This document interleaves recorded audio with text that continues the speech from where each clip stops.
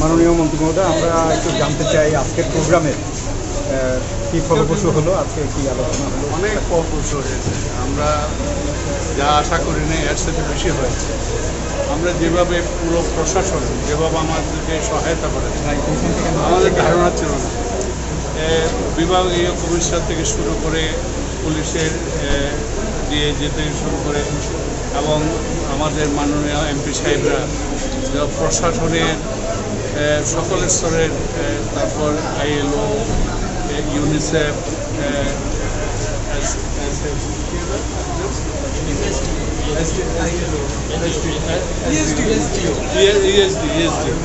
ILO সকলে ছিল।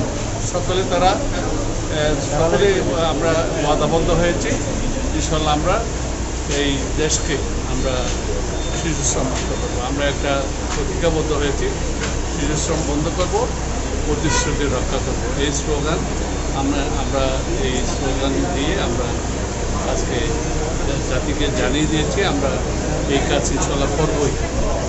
এখানে বলতে শোনা গেছে মাননীয় মন্ত্রী মহোদয় একজন এমপিকে যে 10% শিশুশ্রম মুক্ত হয়নি। এই ধরনের বিষয়গুলো আমরাও কিন্তু পরিলক্ষিত যেটা করেছি। বলেছেন ঝুঁকিপূর্ণ।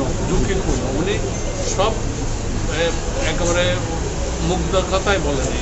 ঝুঁকিপূর্ণ 10% হয়নি, এমনি শিশুশ্রম নিরসন হয়েছে, ঝুঁকিপূর্ণ কথা বলেছেন।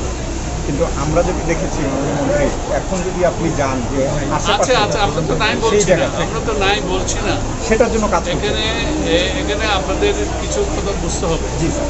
ঝুঁকিপূর্ণ শিশুশ্রম, আমরা ঝুঁকিপূর্ণ শিশুশ্রম প্রথমে বন্ধ করবো, তারপর এমনিতে যারা স্বাভাবিক এদেরকেও ওই শিশুশ্রম থেকে নিয়ে আমরা তাদেরকে স্কুলে পাঠিয়ে দেবো, স্কুলে পৌঁছে দেবো। ধন্যবাদ। ঠিক আছে, আমরা বুঝতে পেরেছি।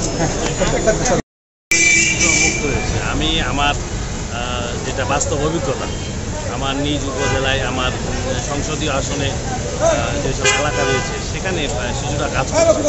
আমরা চেষ্টা করছি শিশু মুক্ত করার। তবে আজকে এখানে অনেকেই প্রেজেন্টেশন করেছেন যে আমরা ঠাকুরগাঁকে শিশু মুক্ত করেছি। এটা হয়নি, এটা সত্য নয়। আচ্ছা, তাহলে সেক্ষেত্রে মানে সেখানে আমরা দেখেছি যে এই কথাগুলো বলতে গিয়ে আপনি একটু মানে তোপের মুখে পড়েছিলেন, কেন সেটি একটু জানতে চাই। না, আমি আসলে তোপের মুখে পড়ি নাই। আমি আমার বাস্তব যেগুলো কথা আমি সেই কথাগুলো বলেছি। এখানে আমাকে কাকা বলেছেন সংক্ষিপ্ত, যেহেতু উনি আমাদের অভিভাবক, আওয়ামী লীগের একজন বর্ষীয়ান রাজনীতিবিদ, তিনি এটা বলতে পারেন, এটাকে আমি খারাপভাবে দেখছি না। আসলে দীর্ঘক্ষণ আলোচনা হচ্ছিল তো। তবে মূল কথা হলো আমার যেটা বক্তব্য, তারা কাজ করেছে আংশিক। শিশুশ্রম মুক্ত ঠাকুরগাঁ জেলা হয়নি, এটা অবশ্য কঠিন। তবে কঠিন এই জন্যই নয়, কারণ আমাদের মাননীয় প্রধানমন্ত্রী দেশবন্ধু শেখ হাসিনা আছে।